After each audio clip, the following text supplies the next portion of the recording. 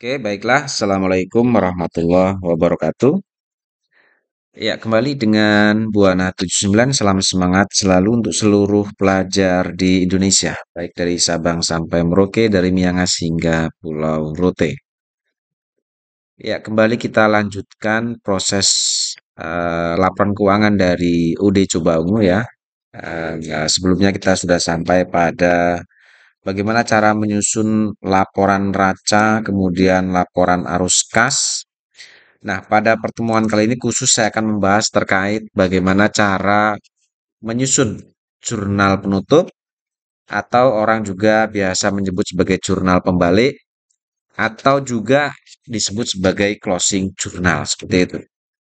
Nah, sedangkan untuk fungsi closing jurnal atau eh, tujuan dibuatnya closing jurnal atau jurnal penutup ini adalah digunakan untuk menutup akun-akun pendapatan dan akun-akun beban yang ada di UD Cobaung ini. Di mana untuk sumber data sendiri yang kita gunakan untuk menyusun jurnal penutup ini adalah sumber dari neraca lajur. Kita tahu bahwa di neraca lajur, kolom yang memuat terkait akun-akun pendapatan atau saldo-saldo pendapatan beban itu adalah kolom rugi laba ini. Ya, jadi data yang ada di kolom rugi laba ini akan kita gunakan untuk menyusun laporan atau menyusun jurnal penutup. Ini adalah data-data yang kita gunakan untuk menyusun jurnal penutup. Seperti itu. Nah, di sini kita lihat bahwa saldo yang berkaitan dengan akun-akun pendapatan dan beban itu adalah akun-akun yang dimulai dari kode 4 sampai dengan kode 9. Oke, secara jelas ini terlihat bahwa akun yang menggambarkan sebagai akun pendapatan beban itu adalah akun sales sampai dengan income tax expense. Nah, untuk mengetahui ini saldo pendapatan atau beban, kita lihat bahwa kalau di rugi laba atau kolom rugi laba yang menggambarkan akun-akun beban itu adalah saldo-saldo yang ada di sisi sebelah debit atau akun-akun yang saldonya ada di sebelah debit. Ini adalah kategori saldo akun beban. Sedangkan untuk saldo-saldo yang berkaitan dengan pendapatan atau akun-akun yang berkaitan dengan akun pendapatan itu adalah akun-akun yang saldonya ada di sisi sebelah kredit. Oke, jadi akun-akun inilah atau saldo-saldo akun inilah yang akan kita tutup ke dalam jurnal penutup ini. Oke, sekarang kita mulai untuk mempersingkat waktu, kita akan mulai untuk menutup akun-akun yang berhubungan dengan akun pendapatan. Oke. Nah, untuk akun pendapatan sendiri di sini kita lihat hanya ada dua saldo, yaitu untuk sales dan untuk interest revenue. Ini adalah akun pendapatan. Dan saldo akun pendapatan ini akan kita tutup ke dalam jurnal penutup. Oke, sekarang kita lihat bahwa saldo akun pendapatan itu ada di sisi sebelah kredit. Fungsinya jurnal penutup itu adalah menutup saldo. Nah, arti dari menutup saldo artinya saat saldo pendapatan ini kita masukkan ke dalam closing jurnal atau jurnal penutup, maka saldonya kita letakkan di sisi sebelah debit. Jadi dibalik namanya jurnal penutup atau istilah orang menyebut sebagai jurnal pembeli artinya bahwa jurnal penutup ini fungsinya untuk membalik saldo. Kalau saldo sebelumnya itu saldo normalnya di kredit, maka saat masuk atau dilakukan pencatatan di jurnal penutup, maka saldonya kita letakkan di sisi sebelah debit. Nah, kemudian pertanyaan selanjutnya di sisi sebelah kreditnya apa? Akun yang digunakan untuk menutup saldo pendapatan ini kita gunakan akun income summary atau ikhtisar laba rugi. Oke, seperti itu. Lalu kemudian untuk ref-nya ini kalian bisa isi dengan kode akun dan sisi debit dan sisi kreditnya. Untuk debitnya lihat di sales ada sales dan interest revenue. Kita ambil di sini ada 1.500.300 untuk sales dan ada 6.100 ini untuk interest revenue. Ini saldonya kita masukkan di sisi sebelah debit. Nah, lalu untuk sisi sebelah kredit itu adalah akumulasi atau jumlah dari sisi debit ini. Maka kita letakkan di sini. Maka ketemulah 1.011.400.000 untuk income summary. Oke, itu jurnal yang pertama adalah jurnal untuk menutup akun-akun yang saldonya ada di sisi sebelah kredit atau saldo pendapatan. Oke, yang kedua kita akan tutup untuk saldo-saldo beban ini. Di mana saldo beban itu saldo normalnya ada di sisi sebelah debit. Maka saat kita catat ke dalam jurnal penutup, maka saldonya ini kita balik. Ya, kita letakkan di sisi sebelah kredit seperti ini. Nah, kita letakkan di sisi sebelah kredit untuk akunnya, yaitu dari sales retur sampai dengan income tax expense. Lalu sisi debitnya, nah seperti tadi halnya pendapatan, akun yang digunakan untuk menutup akun pendapatan adalah income summary. Begitupun dengan akun yang akan kita gunakan untuk menutup saldo beban ini. Ya, kita gunakan akun income summary juga, seperti itu. Nah, baru sekarang kita masukkan saldo-saldo beban ini. Mulai dari sales retur yaitu 50 juta, kemudian untuk cost of goods sold-nya adalah 713 juta 100 dan seterusnya sampai dengan income tax expense yaitu 21.666.540. Kita masukkan ke sini. Ya, kita masukkan di sisi sebelah kredit karena jurnalnya ada di kredit. Oke. Lalu kemudian setelah saldo-saldo beban ini kita masukkan ke dalam atau ke sisi sebelah kredit, maka untuk income summary-nya di sisi sebelah debit itu adalah isi atau akumulasi dari total saldo beban ini. Silakan kalian hitung, lalu kalian masukkan di sisi sebelah debit untuk net income summary seperti itu. Oke ya, jadi selesai. Yang kedua itu yang pertama tadi untuk menutup saldo beban pendapatan, kemudian yang kedua kita tutup saldo-saldo beban. Lalu setelah itu perhatikan antara pendapatan dan beban ini itu ada selisih ternyata. Total pendapatan itu adalah 1.011.400.000, sedangkan total untuk beban itu adalah 955.686.040 rupiah. Nah, selisih antara pendapatan dan beban, kalau kita lihat ini lebih besar saldo pendapatan.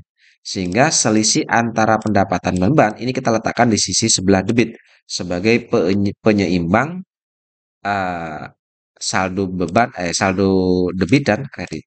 Di sini kita lihat selisihnya adalah 55.713.960 rupiah. Inilah yang disebut dengan selisih laba atau laba bersih usaha. Nah, laba bersih usaha ini pun ini harus kita tutup ya. Harus kita tutup nilai laba ini ke dalam jurnal penutup. Bagaimana untuk menutup selisih laba ini?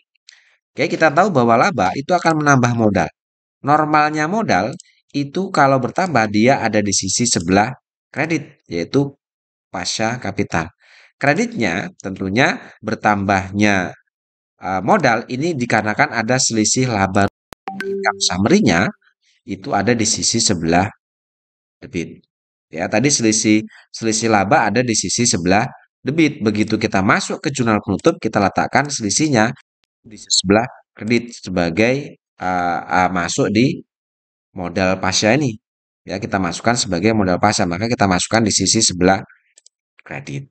Debitnya tentu saja adalah ikhtisar laba rugi. Ini mengambil dari selisih laba tadi, yaitu 55 juta sekian. Sehingga jurnal untuk menutup laba ini, untuk menutup selisih laba, jurnalnya adalah income summary pada pasca kapital. Nilai sisi debit dan sisi kredit kita ambilkan dari selisih laba ini atau laba bersih usaha ini. Oke, itu jurnal yang ketiga. Terakhir, apabila di sini ternyata di usaha UD coba ungu ini ada pengambilan pribadi oleh pemilik, maka pengambilan pribadi oleh pemilik atau biasa disebut dengan prive atau orang lain juga bisa menyebut sebagai drawing. Kita lihat bahwa drawing atau prive itu ada di kode 3. Kita lihat di sini. Di sini kita lihat untuk 312 terus ada pasca drawing 25.400. Ternyata ada pengambilan pribadi pemilik nih 25.400. Nah, catatan buat kalian apabila ada pengambilan pribadi oleh pemilik, maka pengambilan pribadi itu pun harus kita tutup ya ke dalam jurnal penutup atau jika ada drawing atau ada preve, maka akun itu pun harus kita tutup ke dalam jurnal penutup ya. Nah, jurnal untuk menutup adanya pengambilan pribadi oleh pemilik atau biasa disebut dengan drawing ini, kita lihat bahwa drawing itu ada di sisi sebelah debit. Maka pada saat kita masuk ke jurnal penutup, drawingnya atau pasca drawing itu kita letakkan di sisi sebelah kredit pasca drawing. Debitnya apa? Oke, kita lihat bahwa untuk pengambilan pribadi otomatis akan mengurangi modal usaha. Sehingga di sisi debit itu kita gunakan pasca kapital. Jadi akun yang kita gunakan untuk menutup adanya pengambilan pribadi oleh pemilik itu kita gunakan akun pasca kapital. Jangan menggunakan income summary. Kenapa tidak menggunakan income summary? Karena income summary itu artinya adalah ikhtisar laba rugi, maka ini khusus untuk menutup akun-akun yang berhubungan dengan akun pendapatan dan akun beban. Tetapi jika ada pengambilan pribadi oleh pemilik, maka akun yang kita gunakan itu adalah modal dari usaha itu sendiri, yaitu pasca kapital.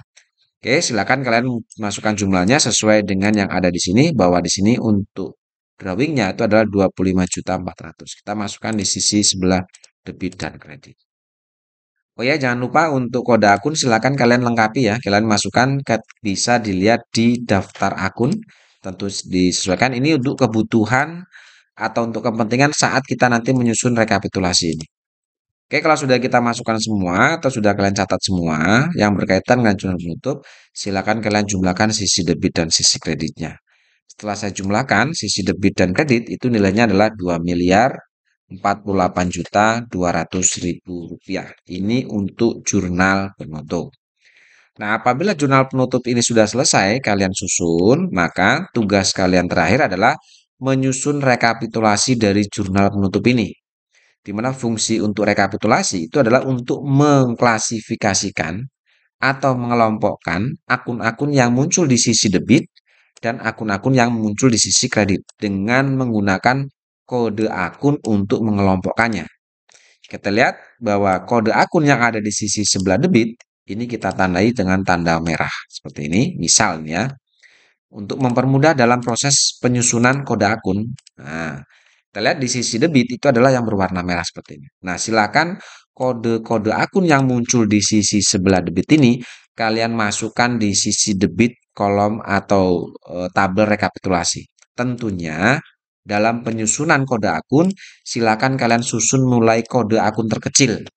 Di sini kalau kita lihat dari data kode akun yang muncul di sisi sebelah debit ada 1, 2, 3, 4, 5. Ada 5 kali kode akun muncul di sisi debit. Tetapi kalau kalian perhatikan ada satu akun muncul yang muncul berkali-kali, yaitu di sini ada income summary. Income summary muncul di akun untuk menutup beban dan income summary menutup modal. Nah, jika ada 2 kali muncul karena kodenya sama, cukup kalian masukkan sekali saja di sini. Tetapi untuk jumlahnya, totalnya kalian jumlahkan total yang income summary untuk menutup beban dan income summary untuk menutup modal. Seperti itu ya. Menutup laba, sorry. Jadi ini kita tambahkan, nanti kalian masukkan ke sini. Nah, jika ada akun yang muncul 2 kali seperti itu. Dan yang lainnya kalian masukkan 31.100, tentunya di sini kalau kita lihat 31.100 adalah 25 juta. Kalian masukkan 25 juta.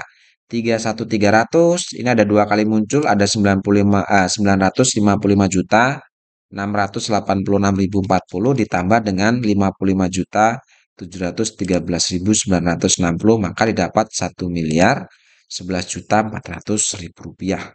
Dan seterusnya 41.100 itu 1.005.300.000 dan yang terakhir 81.100 itu adalah 6.100.000. Oke, itu untuk akun-akun yang ada di sisi sebelah debit. Nah, sisanya yang di sisi kredit ini silakan kalian pun susun di sisi sebelah kredit, tentunya menyusunnya adalah mulai dari kode akun terkecil. Nah, setelah saya susun hasilnya kira-kira seperti ini. Akun terkecil ada 31.100 dan akun terbesar 91.300. Lalu kalian masukkan nilai saldonya. Tentunya hati-hati dalam menjumlahkan ya. Harus teliti, hati-hati. Setelah saya masukkan untuk saldonya masing-masing adalah seperti ini. Nah, setelah saldonya dimasukkan, maka silakan kalian jumlahkan sisi debit atau jumlah debit dan jumlah kreditnya ini. Nah, setelah saya jumlahkan di sini hasilnya kira-kira yang didapat adalah 2.048.200.000 rupiah. Ini sama dengan jumlah yang ada di jurnal ini. Kalau proses penyusunan rekapitulasinya benar, tapi kalau ada kesalahan jumlah, pastinya kalian mungkin kurang teliti atau salah dalam menjumlah data yang ada di rekapitulasi ini, atau mungkin salah memasukkan saldo dan seterusnya. Nah, itu saja yang bisa saya sampaikan untuk pertemuan kali ini. Untuk pertemuan selanjutnya kita bahas mengenai neraca saldo setelah penutupan. Baik, saya rasa cukup. Terima kasih. Assalamualaikum warahmatullahi wabarakatuh.